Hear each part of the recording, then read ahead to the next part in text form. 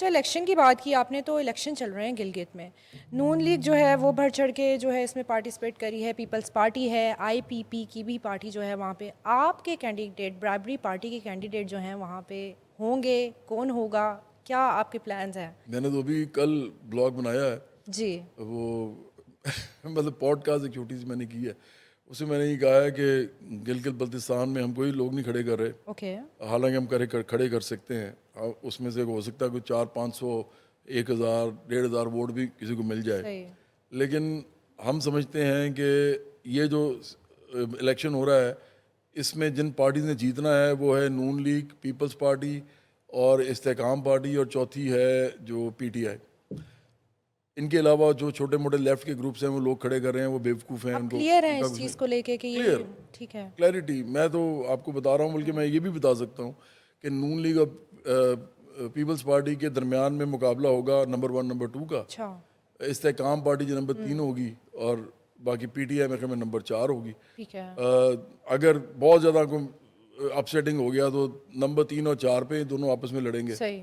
लेकिन जो इस वक्त इस्टेब्लिशमेंट है, जो इस वक्त पाकिस्तान की सियासत है, और फिर गिलगित बल्तिस्तान के लोग भी विनिंग हॉर्स को देना चाहेंगे ठीक है। वोट। ये ध्यान में रखें कि पाकिस्तान में एक वतीरा है कि जब लोगों को पता चल जाता है ना कि जीतना किसने है, उनको ख्याल होता है, वो उसी को वोट देते हैं, ठीक है। क्योंकि उन्होंने अपने काम कराने होते हैं। और ऑलरेडी जिनकी है हुकूमत तो उसको ही फॉलो तो करते हैं वो। इसलिए मेरा ख्याल है कि उसमें हमारी पार्टी का इस वक्त जाना, बजाय कि हम उसमें जाएं, हम ये कह रहे हैं कि जी। इस दफ़ा भी आपके साथ वही होगा, हाँ जी। जो मर्जी आ जाए।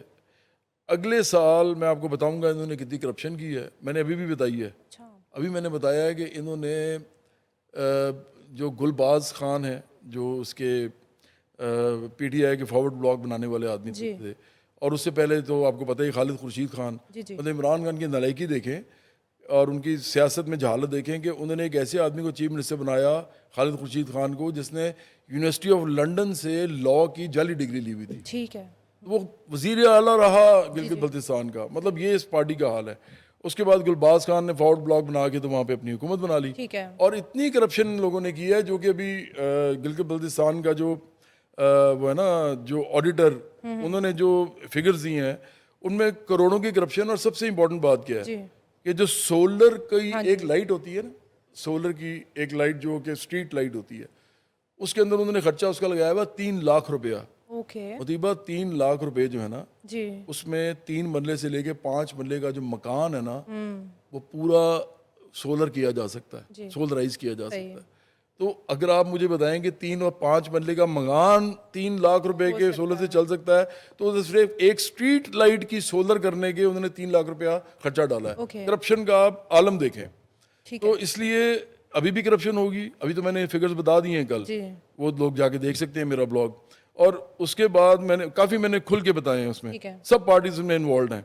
और अभी भी जो भी इनमें से जीतेगी जी। यही हाल रहेगा। अगर लोगों के अंदर कोई शर्म है, अगर लोगों के अंदर कोई गैरतमंदी है, तो वो अगली जी। दफ़ा भी बराबरी पार्टी को ऑर्गेनाइज करना शुरू करें अपने इलाकों में, आम लोगों को लीडरशिप में लेके आएँ, क्राउड फंडिंग के साथ पार्टी चलाएं।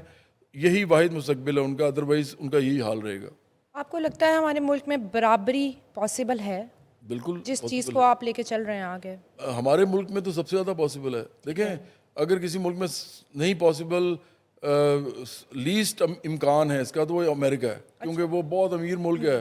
उधर सोशलिज्म आना मुश्किल काम है। अगर वहाँ आ जाए तो पूरी दुनिया में आ जाएगा, ठीक है। तो रुकेगा नहीं फिर ये। सही। तो जो गरीब मुल्क हैं, जो बहुत ही पसमानदा मुल्क हैं, उनके अंदर सोशलिज्म आने की सबसे ज़्यादा गुंजाइश होती है। ओके। अगर आप इस मुल्क के अंदर फ़र्ज़ करें गरीबों से ये कहें, सिर्फ एक सवाल लोगों तक चला जाए, क्योंकि मेरी तो रीच ही रोक दी है ना पीटीआई ने, ठीक है। मेरी तो रीच ही रोकी हुई है इन्होंने। इसीलिए मैं इमरान खान को माफ़ नहीं करता कभी भी। तो अगर सिर्फ ये सवाल चला जाए कि करोड़ों लोग जो हैं उनसे ये सवाल पूछा जाए कि अगर आपकी हर चीज़ की जिम्मेदारी रियासत ले, ठीक है। तो ये ठीक है या आपने खुद ही करना है, वो क्या आप जवाब देंगे? आप बताएं।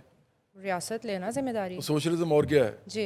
इतनी सी बात है। ये ठीक है। अगर लोगों तक चली जाए जी। जी। जी। जी। तो लोग सिर्फ बराबरी पार्टी को वोट देंगे और किसी को नहीं देंगे, क्योंकि इन लोगों को सबको पता है कि निज़ाम के अंदर रियासत, हुकूमत और ये जो पूरे हमारे जितने भी अदारे हैं, उनके लिए वो कभी कुछ नहीं करेंगे, ना वो कर सकते हैं, क्योंकि फ्रेमवर्क ही नहीं है कैपिटलिज्म का ऐसा कि उसके अंदर ये गुंजाइश हो। बेसिकली आपका इशू ये है कि आपका मैसेज सही तरह डिलीवर नहीं हो रहा लोगों तक। वो पीटीआई की वजह से नहीं हो रहा। ठीक है। और मैं फिर बार बार कह रहा हूँ कि इस बात का जितना मुझे गुस्सा है इमरान खान पे और उनकी बेगम पे, इनकी बेगम ने स्टार्ट किया था ये ओके। मेरे खिलाफ सोशल मीडिया पे जो ये जो शुरू हुई है ना, ये उनकी बेगम ने स्टार्ट किया था। इन्होंने मेरे घर फ़ोन करवाया था, इन्होंने मेरे घर में फ़ोन करवा के कहा था कि इनको समझाएं, ये इमरान खान को ये कहते हैं वो वज़ीर आज़म है, वो कोई अजीब व गरीब से उन्होंने एक बात की थी, मैं बोलना नहीं चाहता, कि वो कोई ये नहीं है ओके ठीक है। जो वो वज़ीर आज़म है। तो मेरे घर वालों ने कहा कि वो तो जी इस तरह की आदमी है, उनको कोई नहीं समझा सकता। हाँ, अगर कोई लॉजिकली समझाए तो समझाए, अदरवाइज वो जो उन्होंने करना है सो करेंगे। तो इन्होंने ये स्टार्ट किया था। मैं आपको ये बता रहा हूँ, उसमें अजहर मशवानी भी शामिल है जी। असलान खालिद भी शामिल है, शहबाज गिल भी अब शामिल हो गया है, और एक बहुत गंदा आदमी है जो अमेरिका बैठा हुआ है।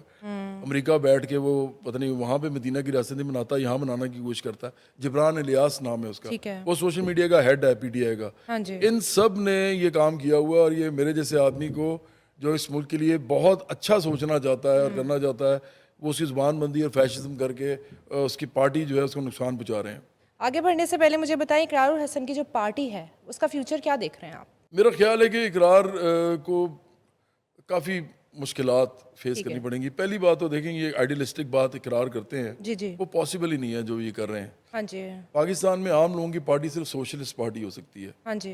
कैपिटलिस्ट फ्रेमवर्क के अंदर एक समायतराना जमहूरियत के अंदर रह के आप एक आम लोगों की पार्टी नहीं बना सकते। ठीक है। पाकिस्तान के अंदर सवाल ही पैदा नहीं होता। इवन इस वक्त दुनिया के अंदर जो बड़ी बड़े मुल्क हैं, जैसे एक ज़माने में ना आप जेहन में रखें, ये आपको मदीबा आपको समझना पड़ेगा, जी।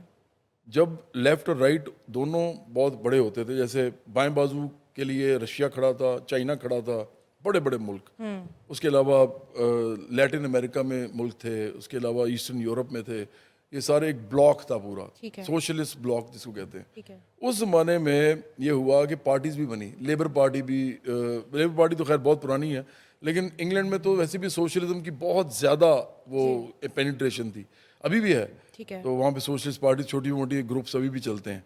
तो इंग्लैंड में लेबर पार्टी का होना, इसी तरह और मुल्कों में थोड़ी बहुत लेफ़्ट की पार्टीज़ होना, यूरोप के अंदर हैं, वो इसलिए हैं क्योंकि लेफ़्ट और राइट के ज़माने से वो बनी है। उसके बाद वो बड़ी पार्टीज़ की मैं बात कर रहा हूँ, छोटी पार्टी तो बहुत सी बनती हैं लेकिन उनका कोई फ़ायदा नहीं होता। जी।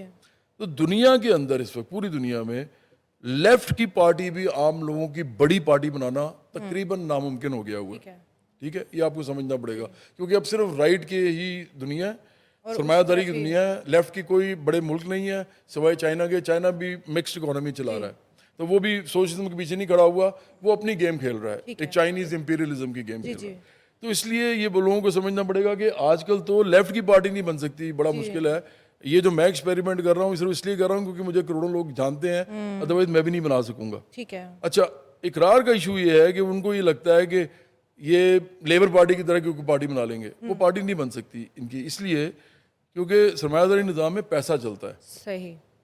पैसा सबसे बड़ी वैल्यू होती है, और पैसा जब आता है ना इंडिविजुअल से, जी। जिन पर बहुत ज़्यादा पैसे होते हैं, जो इलेक्शन में लगाते हैं, जी।